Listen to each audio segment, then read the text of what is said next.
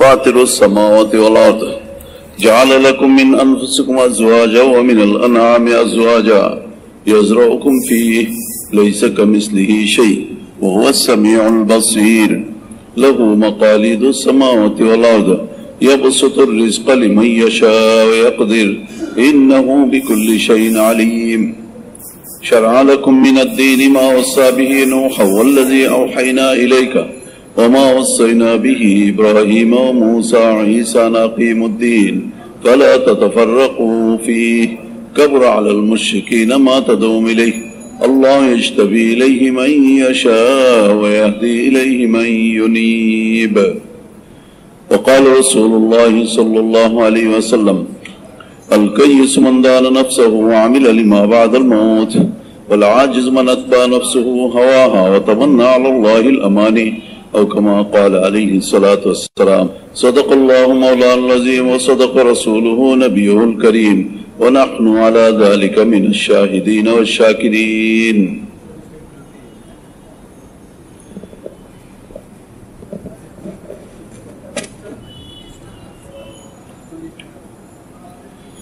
আল্লাহ জাল্লা জালালুহু ওয়া মানালুহু মহান স্রষ্টা আদি থেকে তিনি সৃষ্টি করেন না থাকাকে তিনি অস্তিত্ব দান করেন এবং তিনি সমাদ বেনিয়াস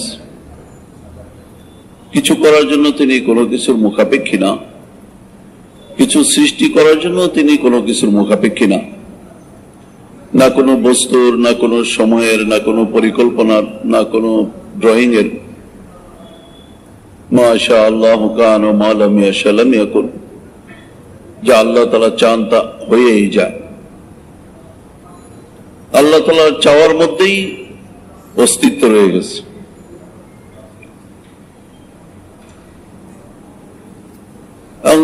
যত সৃষ্টি আল্লাহ তাআলার আছে যত মাখলুক আছে সব মাখলুক তার সব চাহিদা পুরা করতেছেন শুধুমাত্র আল্লাহ তাআলার খাজানা থেকে মাখলুক যেরকম তৈরি হইতেছে আল্লাহ তাআলার খাজানা থেকে তার অস্তিত্ব আল্লাহ তাআলার খাজানা থেকে তারা ট্রেজারি বা গোডাউনে মাল রাখলে বাড়ে মাল বের করলে কমে যায় তা আল্লাহ তাআলার খাজানা থেকে তো মাল রাখাও লাগে না বের করলে কমেও না তো ট্রেজারির সঙ্গে মিলে না আল্লাহ তাআলার খাজানাটা আল্লাহ তাআলার হুকুমের মধ্যে খাজানা কিসের মধ্যে হুকুমের মধ্যে যেমন আমাদের সামনে আমরা একটা সূর্যের অস্তিত্ব দেখতেছি যদি আল্লাহ তাআলার হুকুম ওই 7টা সূর্য হয়ে যাও তো কয়টা হবে যদি কয় 700 7 লাখ 7 কোটি তো বলার সঙ্গে সঙ্গে যেখানে হয়ে যায় সেখানে আবার আলাদা কোথাও লোকায় রাখতে হবে কেন আল্লাহ তাআলার খাজানাটা আসলে হুকুমের মধ্যে আল্লাহ তাআলার হুকুমটা কি আল্লাহ তাআলার হুকুমটা কোনো করতে বললে হবে মানা করলে বন্ধ হয়ে যাবে এটাও নয় আল্লাহ তাআলার হুকুমটা হলো আল্লাহ তাআলার ইরাদার মধ্যে ইচ্ছার মধ্যে মাশা আল্লাহু কান আল্লাহ যা চাবে হয়ে যাবে ওয়া মা লাম ইয়াশা লাম ইয়াকুন আল্লাহ যা চাইবেন না হবে না হুকুমটা হলো ইরাদার মধ্যে আল্লাহ তাআলার ইরাদা কি মানুষের যেরকম ইরাদা হয় ইচ্ছা হয় একটা জিনিস সকালে একটা ইচ্ছা হলো এটা হইলো আবার দুপুরে আরেকটা ইচ্ছা হইলো এটা হইলো বিকালে আরেকটা ইচ্ছা হইলো এরকম নয় আল্লাহ তাআলার ইচ্ছাগুলো মাখলুকাতের ইচ্ছার সঙ্গে কোনো মিল নাই লাইসা কামিসলি শাই আল্লাহ তাআলা কারোর সঙ্গে কোনো মিল রাখা নাই কোনো উদাহরণ নাই আল্লাহর আল্লাহ তাআলার ইচ্ছা বা ইরাদাটা হলো একটা সিস্টেম একটা বিধান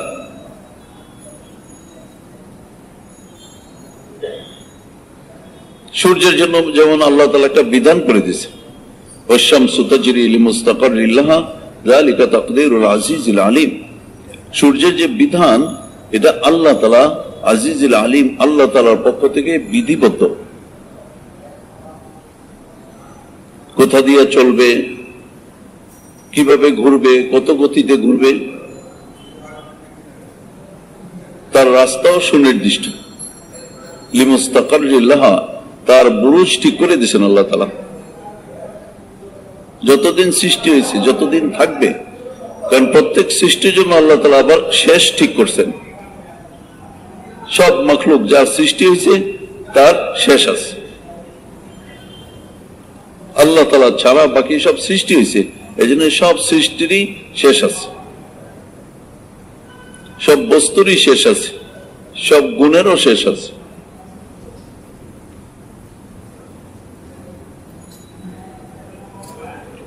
এই সূর্য তার ঘোরার গতি ঠিক করছেন আল্লাহ তাআলা, এবং রাস্তা ঠিক করছে। এটা একবারই ঠিক করে দিচ্ছেন। ইল্লা সে আল্লাহ তাআলাই যদি আবার সেই গতি ঘোরায় বদলায় দিতে চায়, সেটা করবে। তাছাড়া তার জন্য নির্দিষ্ট রাস্তা আছে। খালি রাস্তায় গতিশীল গাড়ি 1 কিলো যাইতে 1 মিনিট লাগে, 1 মিনিটে 60 সেকেন্ড। আর সূর্য 1 সেকেন্ডে 18 কিলো যায়। গাড়ি চলতে 60 সেকেন্ডে যায় 1 কিলো, আর সূর্য 1 সেকেন্ডে 18 কিলো। গতিকার বেশি, অল্প বেশি না, অনেক বেশি। এত গতি সম্পন্ন সূর্য, তার কক্ষপথ ঘুরে আসতে 2 কোটি বছর লাগে।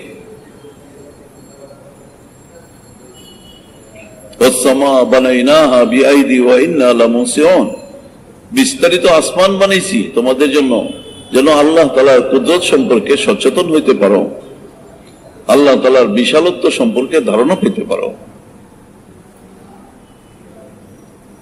এই সংকীর্ণ মন নিয়ে আল্লাহ তাআলাকে বোঝা সম্ভব না, মন অনেক প্রশস্ত লাগবে।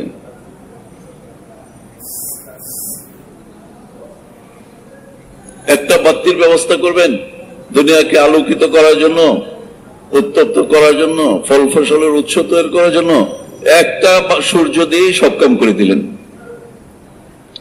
আর সেটাকে বানাইলেন দুনিয়া থেকে 13 লক্ষ গুণ বড় করে, আর ফিট করলেন কি আর 9 কোটি 30 লক্ষ মাইল দূরে। রাজকীয় ব্যবস্থা এমনই হয়। রাজকীয় না, শুধু রাজাধিরাজ, রাজা বানানেওয়ালা রাজা, বাদশাহ বানানেওয়ালা বাদশাহ। মালিকাল মুলকি তুতিল মুলকা মান তাশা।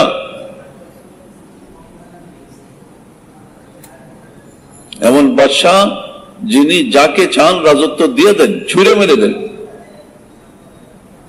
ফাসিককে দিয়ে দেন, শত্রুকে দিয়ে দেন, নাফরমানকে দিয়ে দেন। মান তাশা, যাকে চান। কোন মূল্যবান জিনিস না। দুনিয়ার শ্রেষ্ঠ পেশা রাজত্ব, বাদশাহী। এই শ্রেষ্ঠ পেশার ভিতরে আবার শ্রেষ্ঠ বাদশাহী সুলাইমান আলাইহিস ইসলামের। অন্যরা বাদশাহী করে মানুষের উপরে, আর সুলাইমান আলাইহিস ইসলাম বাদশাহী করতেছেন মানুষের উপরে, বাতাসের উপরে, জিন্নাতের উপরে, পশুর উপরে, পাখির উপরে, সমুদ্রের মধ্যে। কিন্তু এই বাদশাহীটাকেও আল্লাহ তাআলা সুলাইমান আলাইহিস ইসলামের জবান দিয়ে চাওয়াইলেন, রব্বি হাবলি মুলকান লা ইয়ানবাগি লিআহাদিন মিন বাদি। আমাকে এমন একটা রাজত্ব দেন যেটা আর কেউ পাবে না, এরকম রাজত্ব দেন। আল্লাহ তাআলা চাওয়ার সঙ্গে সঙ্গে দিয়ে দিলেন। বেড়ায়াতে শেষ, চাওয়া শেষ, পাওয়া শেষ। সমস্ত জগতের সবকিছুর উপরে রাজত্ব উনি করবেন কেমনে? পশুর উপরে রাজত্ব করতে হলে পশুর সঙ্গে তার ভাষা থাকতে হবে, আদান প্রদান থাকতে হবে, সাজা শাস্তি থাকতে হবে। তো সেই সঙ্গেই রাজত্ব দেওয়ার সঙ্গে সঙ্গেই ভাষা শিখাই দিলেন, সাজা শাস্তি দেওয়ার তরিকা শিখাই দিলেন। কোন স্কুলে ভর্তি করাইলেন না, কোন কলেজে না, কোন সময় দিতে হইল না। পিঁপড়ার ভাষা পর্যন্ত শিখাই দিলেন, পিঁপড়ার সঙ্গে কথা বলাও শিখাই দিলেন। আল্লাহ এমনই। সবচেয়ে বড় এলেম হলো আল্লাহ তাআলাকে চেনা। সবচেয়ে বড় বিদ্যা, আমরা ছাত্র শিক্ষক, আমরা সবাই এলেমের সঙ্গে জড়িত, বিদ্যার সঙ্গে জড়িত, কিন্তু আসল বিদ্যা হলো মারিফাত। সমস্ত নবীগণ যে বিদ্যা নিয়ে আসছেন সেটা হলো মারেফাত নিয়ে আসছেন, আল্লাহর পরিচয় নিয়ে আসছেন। তিনি ফেরাউনের কুলে নবীকে পালন করেন, আল্লাহর দুশ্মনের কুলে আল্লাহ তাআলা নবীকে পালন করেন, তরবিয়ত করেন। আবার সামিরি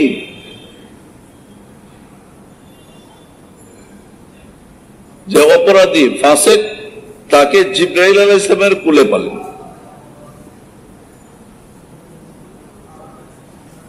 ইসমাইল আলাইহিসসালামকে মক্কায় রেখে পিতা ছাড়া, পিতা দূরে ফিলিস্তিন, নবী এমন তরবিয়ত করলেন, এমন অনুশাসন করলেন, এমন উচ্চ শিক্ষায় শিক্ষিত করলেন, এমন মনোবল আর এমন স্বচ্ছতা দান করলেন। 12 বৎসরের বালককে যখন বলল আমি তো তোমাকে জবে করতে হচ্ছে, আল্লাহ তাআলার হুকুম, সে বলে ইয়া আবাতি ফাআল মা তুমার সাতাজিদুনি ইনশাআল্লাহু মিনাস সাবিরিন। আল্লাহ আপনাকে হুকুম দিয়ে থাকলে এটা আপনি পালন করেন, আমাকে তো ইনশাআল্লাহ ধৈর্যশীলী পাবেন। আমি পলাবো না, চিৎকার করবো না, ভেগে যাব না, হুকুম আল্লাহর। 12 বছরের বাচ্চা এই পরিমাণ তরবিয়ত ইয়াফতা কিভাবে হইল? কে করলেন? আবার সেখানে নূহ আলাইহিস সালামের বেটা কেনান, যুবক, বাচ্চাও না, এখানে তো মরবার জন্য দাওয়াত দিচ্ছে, তৈরি হয়ে যাচ্ছে। আর নূহ আলাইহিস সালামের বেটাকে বাঁচবার জন্য দাওয়াত দিচ্ছে, নৌকায় চড়ো, রাজি হচ্ছে না। অথচ নূহ আলাইহিস সালাম 950 বছর তার উপরে মেহনত করছে। নবী নবতী শান অনুযায়ী মেহনত করছেন, কোন দুর্বলতা নাই। নবীদের মেহনতে কোনো দুর্বলতা থাকে না। নবীগণ মেহনত করেন আল্লাহ তাআলার রাহবারিতে, কিন্তু তরবিয়ত কার হাতে? বলেন ভাই, কার হাতে? আল্লাহ।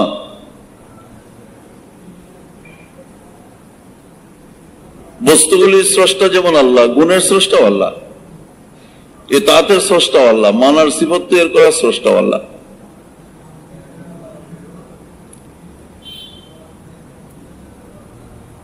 আল্লাহ তাআলা কোন মাখলুকের হাতে, কোন জাতি গোষ্ঠীর হাতে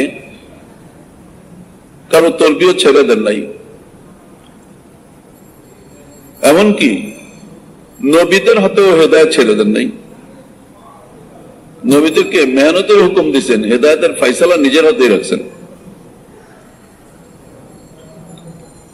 মেহনতকে যখন আল্লাহ তাআলা ফলদায়ক বানাবেন তো ফলদায়ক হবে, আল্লাহ তাআলা যখন ফলদায়ক বানাবেন না, ফলদায়ক হবে না। রাসূল সাল্লাল্লাহু আলাইহি ওয়াসাল্লাম আবু জেহেলকে দাওয়াত দিচ্ছে, বহুবার দাওয়াত দিচ্ছে, দোয়াও করছেন। আবু জেহেলের অনুভব হয়ে গেছে যে উনি সত্য কথাই বলতেছেন, কিন্তু অজানা আল্লাহর ইলমে কারণ আছে, সে হিদায়াত পায় নাই। ওমর রাদিয়াল্লাহু তাআলার সঙ্গে রাসূল সাল্লাল্লাহু আলাইহি ওয়াসাল্লামের দাওয়াতের এত কোনো লম্বা ইতিহাস নাই। আবু সুফিয়ানের সঙ্গে আছে। ওমর রাদিয়াল্লাহু তাআলা কতল করার জন্য বেরিয়ে যায়, রাস্তার মধ্যেই হিদায়াত হয়ে গেছে। কে করছেন?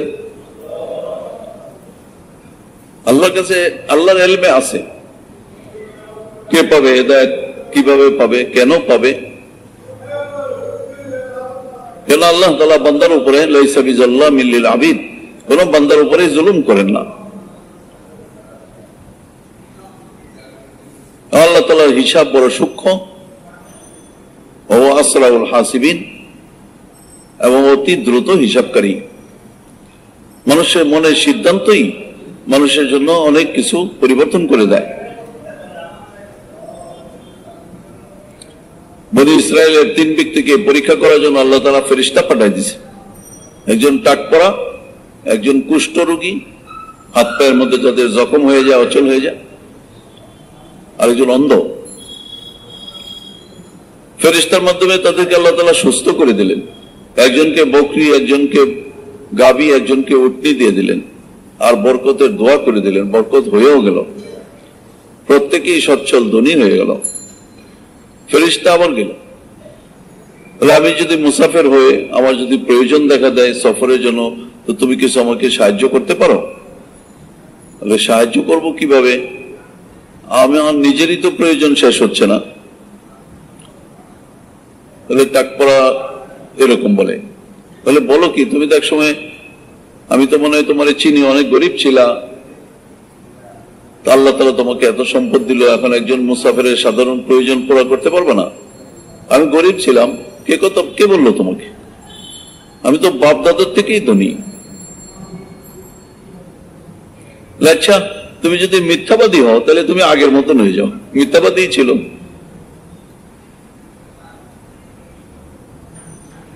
মিথ্যাবাদীরা কখনোই মিথ্যা স্বীকার করতে চায় না, কিন্তু মিথ্যার কুফল হবে, এই হাদিসে তা দেখাই দেওয়া হয়েছে। কুষ্ঠরোগী এরকমই উত্তর দিল, সেও আগের মতন হয়ে গেল। অন্ধ বলল, না আমি তো ছিলাম গরিব, আবার অন্ধ, আল্লাহ আমারে সুস্থ করছে, তুমি যা খুশি নিয়ে যাও, তোমার যা প্রয়োজন তুমি পুরো করো, আমার যথেষ্ট। বলে না, কিছু নেওয়া লাগবে না, আল্লাহ পাক পরীক্ষা করতে চেয়েছিলেন, তুমি তোমার এই মনোবলের কারণে কামিয়াব হয়ে গেছো, আল্লাহ তাআলা তোমাকে আরো বরকত দান করো।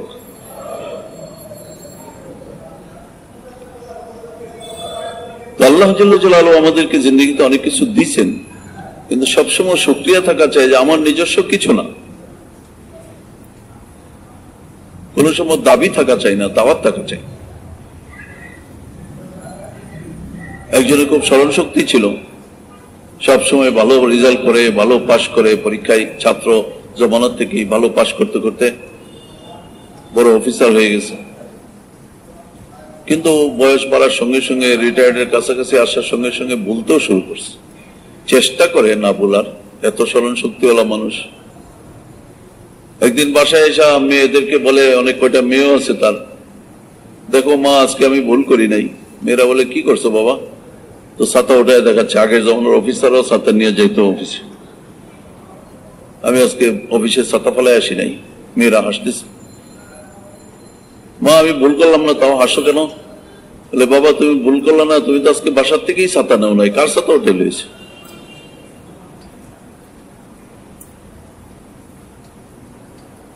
ওই যে ভুল করবে না মনে করছে, এখানে ভুল করে দিয়েছে। কেননা ওনার যে স্মরণ শক্তিটা ছিল, এটা ওনার নিজস্ব কোনো সম্পত্তি ছিল না।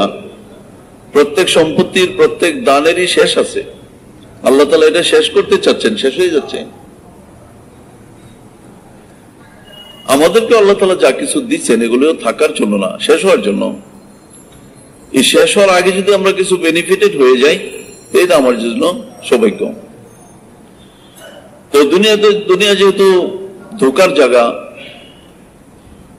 রাসূল সাল্লাল্লাহু আলাইহি ওয়াসাল্লাম এই জন্য মুমিনের একটা পরিচয় দিয়েছেন, আল মুমিনু লা ইয়াখদা ওয়া লা ইউখদা। মুমিন ধোকা খায়ও না, ধোকা দেয়ও না। ধোকা দেয় না এটা তো স্বাভাবিক, বোঝা যায়, ঈমানওয়ালা ধোকা কেন দিবে? কিন্তু ধোকা খায় না কিভাবে? ধোকা কেন খাবে না? আর যেহেতু রাসূল সাল্লাল্লাহু আলাইহি ওয়াসাল্লাম বলছেন, তো এটা সত্যই হবে। কি ভাই, সত্য হবে কিনা?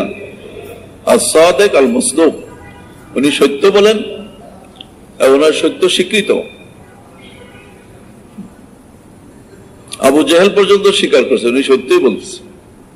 বলে তাহলে মাইনে নাও? বলে না, মানাও যাবে না, কারণ এর পিছনে অন্য কারণ আছে। আমার বংশ মর্যাদা নষ্ট হয়ে যাবে, আমার বংশের গৌরবের কারণে আমি জানা সত্ত্বেও মানতে পারতেছি। তো সে ভুল সিদ্ধান্ত নিচ্ছে। বংশের মর্যাদা তো বাড়তো মানলেই, বংশের গৌরব তো হয়তো মানলেই, তাদের মধ্যেই তো গৌরব। মানুষকে তো আল্লাহ দামি করে ছোট হওয়ার দ্বারা, কিন্তু সে দেখছে ছোট হইলে আমি নত হয়ে যাব, আমার মান নষ্ট হয়ে যাবে। তো যেহেতু মুমিন না, ধোঁকা খেয়ে গেছে, সেও খলিফা হইতে পারত। আবু বকর সিদ্দিক রাদিয়াল্লাহু থেকে তার মর্যাদা, তার সামাজিক সম্মান, অর্থ বল, সামাজিক বল বেশি ছিল। যেখানে যা হইতে পারতো, যদি ধোঁকা না খেত, তাহলে যেটা হইতে পারতো, ধোঁকা খাওয়ার কারণে তো হইতে পারলো না। এই জন্য মোমেন ধোকা খায়ও না। এই জন্য বাঁচতে হবে। একটা আছে তথ্য সন্ত্রাস, তথ্য সন্ত্রাস আছে, তথ্য দিয়ে মানুষকে সন্ত্রস্ত করে ফেলায়। একটা হলো তথ্য দিয়া ধোকা দেয়।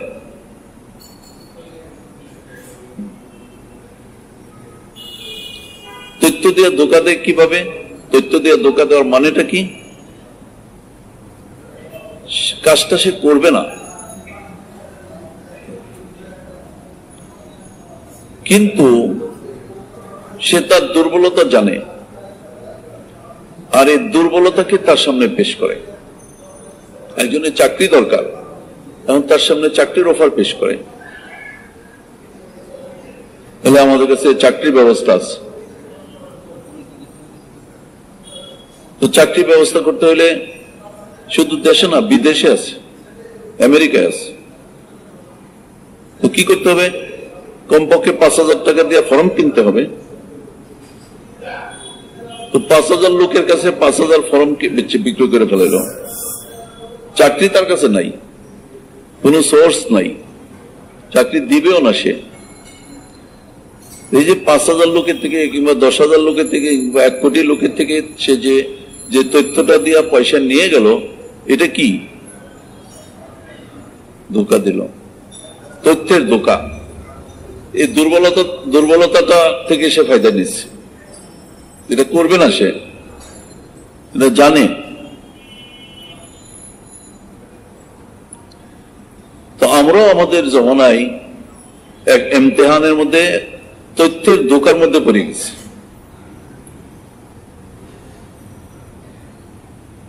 বলতেছে আলেমদের সঙ্গে থাকেন। আলেমদের সঙ্গে থাকবেন না জাহেলের সঙ্গে থাকবেন? শুনতেই তো চমকায় উঠতে হয়। কি বলে? জাহেলের সঙ্গে থাকবো, আলেমদের সঙ্গে থাকবো না, এটা কেমন কথা? সারা জীবন শুনে আসলাম আলেমদের মর্যাদা, আলেমদের সম্মান করতে হবে, এখন আবার আলেমদের সঙ্গে থাকবো না কেন? এই দুর্বলতাটা জানে, এই দুর্বলতা দিয়ে টোপ দিছে।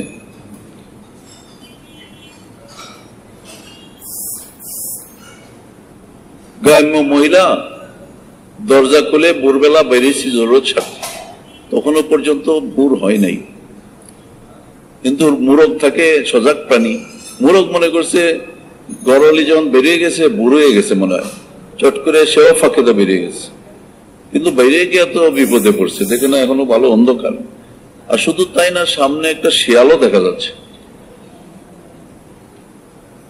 এখন বিকল্প ব্যবস্থা নাই, ঘর পর্যন্ত যাওয়া যাবে না, শিয়ালের সঙ্গে দৌড়ায় পারা যাবে না, তো লাফ দিয়ে গাছে উঠে গেছে।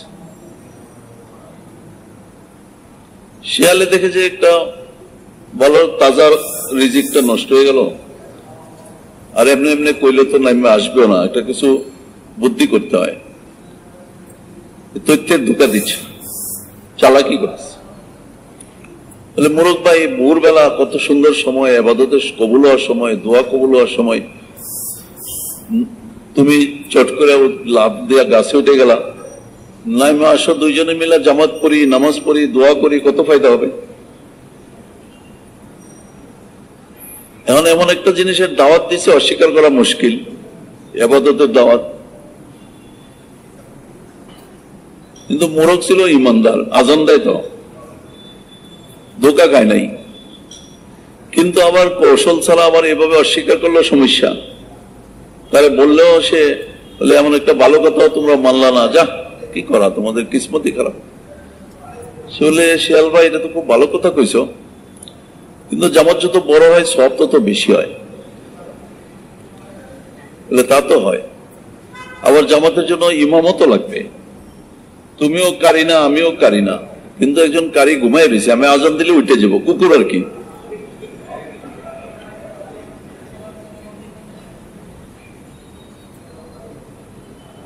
জামাতও বড় হইলো, কারিও পাইলাম, তো যে দিছে আজান কুকুর তো লাফতে উঠছে। এখন কুকুর সামনে দেখলে শিয়াল কি আর থাকে? শিয়াল তো দিছে দৌড়। এখন মুরগি কই শিয়াল ভাই এত ভালো ভালো কথা কইলা, এখন যখন জামাত সুন্দর হইলো তো দৌড় দিলা। হয়তো দিব না, তোমার কারি সাহেব যে চোখ বড় করে চাইছে, আমার কি অজু আছে নাকি?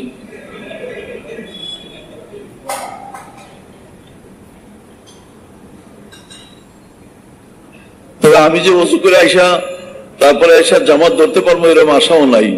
বেলায় উঠে গেলে নামাজ কেমনে পড়বা, তোমরা আজকে সেরালো। তো এখানে এই গল্পটার মধ্যে, ঘটনার মধ্যে শিক্ষাটা হলো এই যে আজকে আল্লাহ জাল্লা জালালহু যে মেহনতের উসিলাই আমাদেরকে দ্বীনের ছোঁয়া লাগাইছেন, একটা সদিচ্ছা তৈরি করছেন। আর আমরা কলেজ ইউনিভার্সিটিতে বিশেষ করে আমরা তো আমাদেরকে তো এমন একটা পরিবেশ দিয়ে সময় পার করতে হয় যেটা সকালে কাফের, বিকালে মুমেন, বিকালে কাফের, সকালে মুমেন, এই অবস্থা। তথ্য প্রযুক্তির যুগে সত্যিকারের ঈমান নিয়ে চলা, আর তার উপরে আবার সুন্নতের উপরে চলা, পরিপূর্ণ একটা জেহাদ। কলেজ ইউনিভার্সিটিতে 6-7টা পেপার সামনে দিয়ে রাখে, আর সামনে কি দেওয়া লাগবে? পকেটেই পেপার। আরো যে কত কিছুর তার সুযোগ সুবিধা, এবং সুযোগ সুবিধা না থাকলেও পরিবেশ, সেখানে হাজারের থেকে লক্ষ থেকে বাছাই করে আল্লাহ তাআলা দাওয়াত ও তাবলীগের উসিলাই আমাদের ভিতরে অন্তত একটা সদিচ্ছা দিচ্ছেন যে আমি ঈমানদার হয়ে চলবো, ঈমানদার হয়ে বাঁচবো, ঈমানদার হয়ে মরবো। কিংবা এটা কি আমাদের প্রতিষ্ঠানের মুআফিক, প্রতিষ্ঠানের জন্য স্বাভাবিক বিষয় নাকি ব্যতিক্রমী বিষয়? কিন্তু এই তৌফিকটা, এই হিম্মতটা, এই ইরাদাটা কিসের বিনিময়ে হইল? আলেম ওলামারা গিয়া বুঝাইছে তাই বলে হইল, নাকি দাওয়াত ও তাবলীগের মেহনতের দ্বারা হইল? বলেন কি চাচ্ছ? না লাগবে না।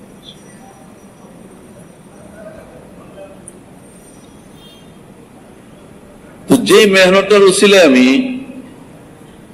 এই সদিচ্ছাটা আল্লাহ তাআলা আমাকে দান করছেন, তাহলে রাসূল সাল্লাল্লাহু আলাইহি ওয়াসাল্লাম বলছেন মানুষের মধ্যে 4 প্রকার আছে, 4 শ্রেণী আছে। প্রথম শ্রেণী হলো যাদেরকে আল্লাহ তাআলা ইলম ও তাকওয়া দান করছেন, আবার সম্পদও দান করছেন। ওহুম বাইনান নাসি আফজালুল মানাজিল, তারা মানুষের মধ্যে শ্রেষ্ঠ মানুষ। ইলম ও তাকওয়ার দ্বারা, ইবাদতের দ্বারা নেকি করে, আর সহায় সম্পদ দ্বারাও নেকি করে, এবং ইচ্ছাও তাদের নেক, শ্রেষ্ঠ মানুষ তারা। দ্বিতীয় প্রকার, যাদের সহায় সম্পত্তি তো আছে কিন্তু না, দ্বিতীয় প্রকার যাদের কোনো সহায় সম্পত্তি নাই কিন্তু ইলম ও তাকওয়া আছে। ইলম ও তাকওয়ার কারণে সে ইবাদত তো করে, আর সম্পদের বেলায় সদিচ্ছা আছে। তো নবী সাল্লাল্লাহু আলাইহি ওয়াসাল্লাম বলেন আজরুহুমা সাওয়া, প্রথম যারা সম্পদ এবং ইবাদত দ্বারা নেকি করে আর যারা শুধু সদিচ্ছা রাখে, নেকিতে উভয়ে সমান। তৃতীয় প্রকার হলো যাদের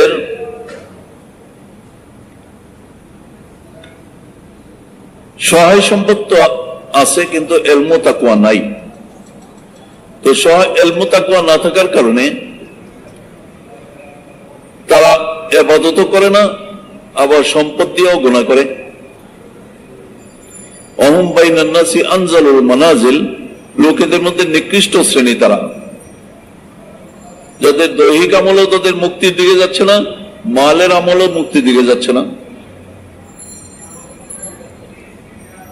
চতুর্থ প্রকার হলো যাদের না সম্পদ আছে না ইলম ও তাকওয়া আছে, কিন্তু তাদের আকাঙ্ক্ষা খারাপ, যে আমার যদি সম্পদ থাকতো তার মতো আমিও ফুর্তি মজা করে বেড়াইতাম। নবী সাল্লাল্লাহু আলাইহি ওয়াসাল্লাম বলেন বিজরুহুমা সাওয়া, অপরাধী হিসেবে দুইজনেই সমান। অপরাধী হিসেবে বলো ভাই, দুইজনেই সমান। আল্লাহ জাল্লা জালালুহু আমাদের যে সদিচ্ছাটা দান করছেন, এটা তো বড় সম্পদ। মুক্তির সম্পদ, মুক্তির সনদ। এই সদিচ্ছাটা যেই মেহনতের উসিলা করে আমরা পাইলাম, সেই মেহনত থেকেই যদি আমাদেরকে কেউ বিভ্রান্ত করে সরায় দেওয়ার চক্রান্ত করে,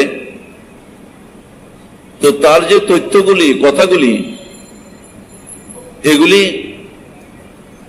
এগুলিকে বলে ধোঁকা। তার কাছে নাই, এবং যারা ধোঁকা দিচ্ছে তারাও ধোঁকা খায়া আছে।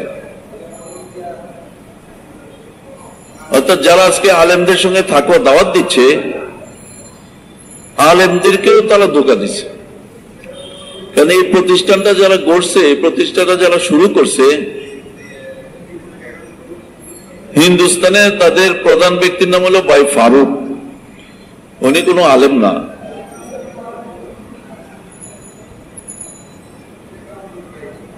আর বাংলাদেশেও ভালো কয়েকজন ইঞ্জিনিয়ার আর কিছু ডাক্তারের নামে ডাক্তার আছে, যারা আলেমদেরকে পরিচালনা করতেছে। একজন তো আমেরিকাতেই থাকে, মাস্টার প্ল্যানিং ওনার। উনি আলেম না, ডক্টর, বৈজ্ঞানিক। ওনারা দাওয়াত চালাই দিছে আলেমদের সঙ্গে থাকো, কিন্তু ওনারা নিজেরাই আলেম না।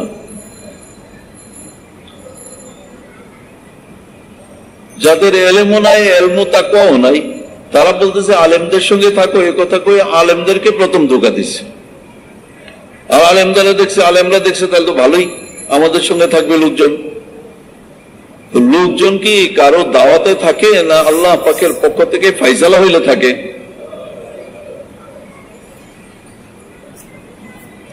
এবং তাদের এই ধরনের ধারণাও ছিল যে আমাদেরকে ছাড়া বাংলাদেশের সাথীরা কই যাবে? ইমাম আমাদের, খতিব আমাদের, মাদ্রাসা আমাদের, হুজুর আমাদের, আরো যে কত কিছু আছে, কিন্তু নাই শুধু আল্লাহ। তাদের সঙ্গে নাই হলেও আল্লাহ, বাকি অনেক কিছু আছে।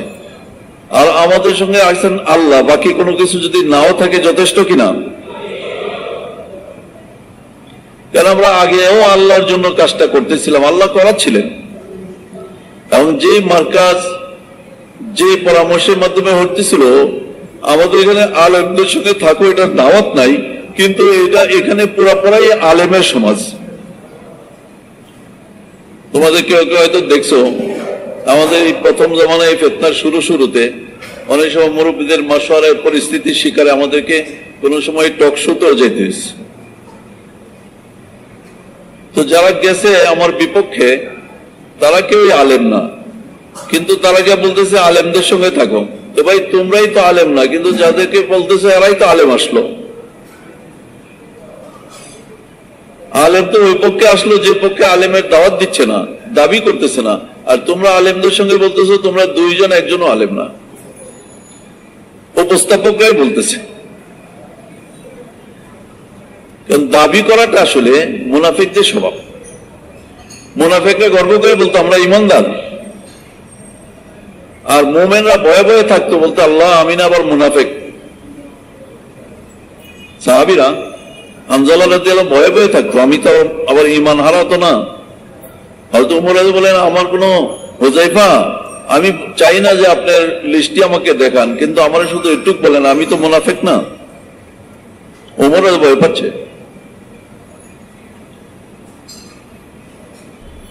কিন্তু আজকে যারা আলেমদের সঙ্গে থাকার দাওয়াত দিচ্ছে, ওয়াজ, বয়ান, বক্তৃতার মাধ্যমে, তাদের ভিতরে ভয়ের বেশি প্রভাব পাওয়া যাচ্ছে না দাবির বেশি প্রভাব পাওয়া যাচ্ছে? ভালো না লক্ষণটা? কারণ তারাও ধোঁকা খায় আছে, তাদেরকে চালাচ্ছে গায়রে আলেম, কিন্তু তারা মনে করতেছে আমরা বোধহয় চালাচ্ছি।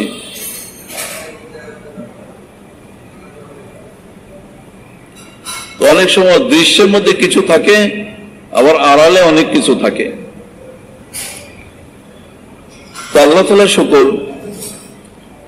যেহেতু হিদায়াত আল্লাহ তাআলার হাতে, আর এই মেহনতটা 100 বছর প্রায় পুরো হইতে চলল। তো হাদিসের ভাষ্য অনুযায়ী 100 বছর পরে দ্বীনি প্রতিষ্ঠানের মধ্যে তাজদিদি নড়াচড়াও হয়। সেরকমই একটা কিছু আল্লাহ পাকের শান আমরা কেউ বঞ্চিত হওয়াকে চাই না, আমরা সকলের জন্য খায়ের খাই চাই, দোয়া করি। আমাদেরকে বিভিন্ন ঘটনা দিয়ে বিভ্রান্ত করা হচ্ছে যে 1 ডিসেম্বরে আমরা ছাত্রদেরকে মারছি, ওলামাদেরকে মারছি। কেউ তো বলে 5,500 লোক নাকি মায়েরা আমরা নদীতে ভাসায় দিছি। লাশ গেল কই? বলে লাশ তো বেঁচে গেছে। বলে ঠিকানা কই? বলে ঠিকানাও বেঁচে গেছে, সব বেঁচে গেছে। বলে এখনো মাটির নিচের থেকে লাশ বেরিয়ে গেছে। বিদেশে গিয়ে এসব প্রচার করতেছে। বলে আমরা দাফন করার পয়সা নাই, আমাদেরকে তাড়াতাড়ি টাকা পয়সা দেন। এত মানুষ একবারে মেরে ফেলছে, কি দাফন। কিন্তু কেউ এটা ভাবে না যে সময়টাতে তারা ওইখানে অবস্থান নিছিল, এটা কি লক্ষ্য ছিল। 17-18,000 20,000 ছাত্র টঙ্গীর মাঠে যে ওই সময় জমায়েত হয়েছিল, ওই সময় কি তাদের কোনো প্রোগ্রাম ছিল না? আমাদের ছিল, সবাই জানে। জোর আমাদের ছিল, কিন্তু দখল তারা করে রাখছে। শুধু দখলের জন্য ছাত্রদের এত বড় গ্যাদারিং।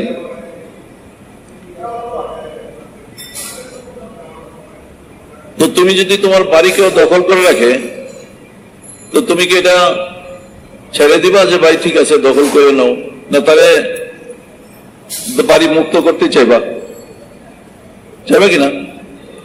তা আমাদের মাঠটা তো শুধু বাড়ি নয়, এ তো পুরা মেহনতের জন্য একটা কেন্দ্রবিন্দু ছিল। কারণ যদি আমাদেরকে ওই সময় আমাদেরকে মাঠে আমাদের সময়টা থেকে বাদ দিয়া অন্যরা তাদের প্রোগ্রাম করে, যেহেতু দুইটা দলে ভাগাভাগি হয়েছে, তাহলে দেশব্যাপী এর সুফল হবে না কুফল হবে? কারণ তারা প্রশাসন সরকারকেও দেখাবে যে এদের তো লোকজনই নাই, তবলিগ চলবে শুধু আমাদেরটা, এদের লোকজন নাই, এদেরকে আপনারা কোনো সুযোগ দেওয়া দরকার নাই, মাঠও ওদের নাই, লোকও নাই। তা আমাদের মুরব্বীদের এবং আমাদের সাথীদের শুধু একটাই চিন্তা ছিল যে 5 দিনের জোর তো বড় মাসলা না, সামনে ইজতেমা আসতেছে। কারণ এর পিছনেও দুর্ঘটনা ঘটছে। এখন যদি 5 দিনের জোরের সময় আমাদেরকে জোর করতে না দেয়, তাহলে সামনে ইজতেমা বাধাগ্রস্ত হবে। যেহেতু ইজতেমার জন্য স্বীকৃত মাঠ ওইটা, আর স্বীকৃত মাঠ বলে কি আমরা যদি অন্য জায়গায় করতে যাই, তাহলেও কি তারা ছাড় দিচ্ছে না বাধা দিচ্ছে?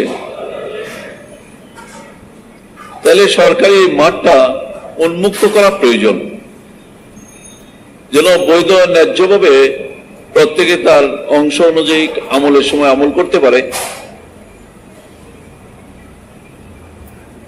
সরকারকে বেশ ভালো বলা হয়েছে, আমি নিজেও ছিলাম ওই জমাতে, কিন্তু তারা অপারগতা প্রকাশ করলো, তাদের পক্ষে সরাই দেওয়া খালি করে দেওয়া পারলো না। তখন আমরা তাদের সহযোগিতার জন্য আমরা মাঠের আশপাশে অবস্থান নিলাম যে এতগুলো একটা বড় মজমা গ্যাদারিং দেখা হলে আপনারা খালি করে দেন। সেই চেষ্টাও তাদেরকে ব্যর্থ করে দিল। তারপরে যখন তারাই উপর থেকে ভিতর থেকে পাথর মারলো, এমনকি পুলিশের জখমি হয়ে গেল, তো পুলিশ গেট ছেড়ে দিল। কারণ জখমি হইয়া পুলিশ তো ইচ্ছা করলে কিছু একটা অ্যাকশনেও যেতে পারে না হুকুম ছাড়া, আবার পাথর খাইবে, এটাও তো কঠিন। এটা ছিল আসলে শুরুটা বাস্তবতা না, আমাদের মুরব্বীদের না আমাদের কারো কোনো প্ল্যান ছিল না যে কোনো একটা সংঘাত হোক, মারামারি হোক, কারণ এটা তো আমাদের নীতি বিরুদ্ধ কাজ। আমাদেরকে যেন ঠেলে দেওয়া হয়েছে, আর আল্লাহ তাআলা চাইছেন মাঠে আমাদেরকে ঢুকাইছেন। কিন্তু প্রচার কোনটা করা হচ্ছে, যে তারা যে অবৈধভাবে মাঠ দখল করে রাখতেছিল এটা প্রচার হচ্ছে, নাকি আমরা মারছি বা মার খাইছি এটা প্রচার হয়েছে? মার খাওয়াটা তো বলে না, মারছি আমরা মারছি খালি, অথচ মানুষ মারা গেছে 2 জন আমাদের। একজন তো ওই সময় মারা গেছে, একজন 2 মাস না 1.5 মাস পরে মারা গেছে। আবার জখমি তো প্রত্যেকের এলাকায় সাথীরা জানে। তাহলে যারা নাকি কোন ন্যায্যতা দেখে না, শুধু নিজস্ব সুযোগ সুবিধা অনুযায়ী কথা বলে, এটা কি দিনই কোনো মেজাজের লোক হইতে পারে, নাকি এটাই বদ্দিনী? ঠিক আছে, আপনার যদি পছন্দ না হয়, আপনার যদি আমির ভালো না লাগে, আপনি মানেন না, অসুবিধা কি? কারণ দাওয়াত তাবলীগ একটা প্রতিষ্ঠান, তার আমির তো তাকে মানতে হবে যে নাকি তাবলীগের কাজটা করতে চায়। যে নতুন কিছু করতে চায় তার তো মানা জরুরি না, ঠিক কিনা? কিন্তু আমি যদি মানি তাহলে আমাকে মানতে দিবেন না, এটাও তো অধিকার নাই।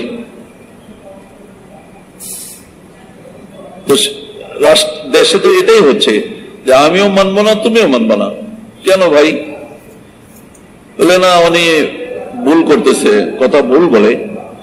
তো ঠিক আছে, উনি যদি ভুল বলতো তাহলে ভুলের একটা প্রথম অ্যাকশন তো হিন্দুস্তানে হইতো, তারপরে পাকিস্তানে হইতো, বন্ধ থাকবে। কেননা পক্ষপাতিত হইলে, ছাত্রদের মধ্যে ডিভিশন হইলে এটা প্রতিষ্ঠানের জন্য ক্ষতিকর। কিন্তু এই ছাত্ররাই বাইরে গিয়ে তবলিগ করতেছে, বরং 200 লোক তো দেওবন্দের থেকে ফারেক হয়ে এবারও নিজামুদ্দিনে সময় লাগাইতে গেছে। এটা কোনো বাধা নাই, বাধা দেন না ওনারা। আর দেওবন্দের পাশে ইস্তেমা করতেছে, সেখানে ওনাদেরকে নিষেধ করা হয় না। আর সারা দুনিয়াতে ইস্তেমা করে বেড়াচ্ছে, কোথাও কোনো নিষেধ নাই। তো যদি সত্যি সত্যি একজন মানুষ গরম হচ্ছে না, আফ্রিকা গরম হচ্ছে না, ইউরোপ গরম হচ্ছে না, ইন্ডিয়া গরম হচ্ছে না, তো বাংলাদেশ কেন এত গরম?